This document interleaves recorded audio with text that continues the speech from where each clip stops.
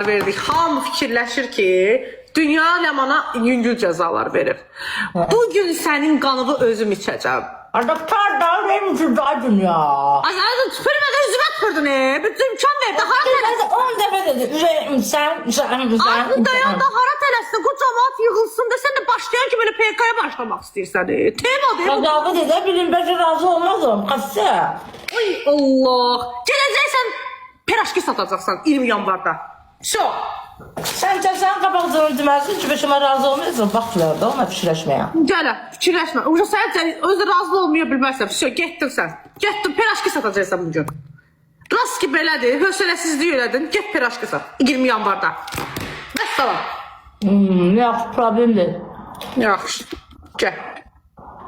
Udursam gəlib sataram.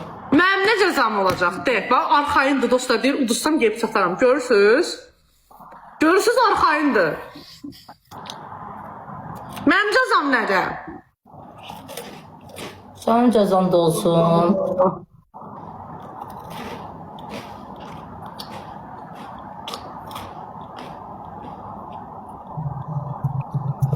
Tuz stolu var evdə.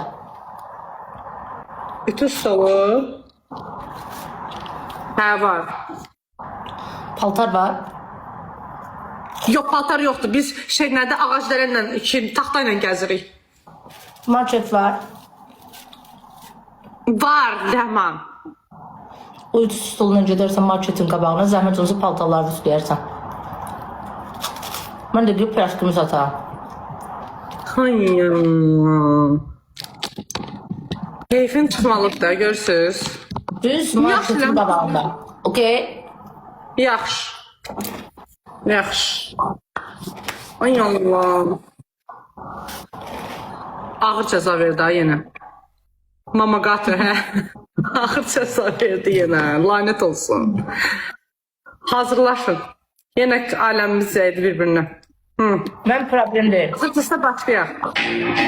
Söz tapacaqda, sən də gedib zəhmət olmasa tütləyərsən.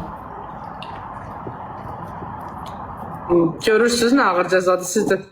Amma Ləmanın cəzası daha ağırdır. Gedəcək 20 yanvara, əlində qəşəng padnusla piraşkiləri düzəcək, deyəcək ki, piraşkidən qalmadı, piraşki. Sən də cəzan ağırdı, Masiyə. Sən də cəzan ağırdı, Masiyə. Getdik onda. Başlayaq.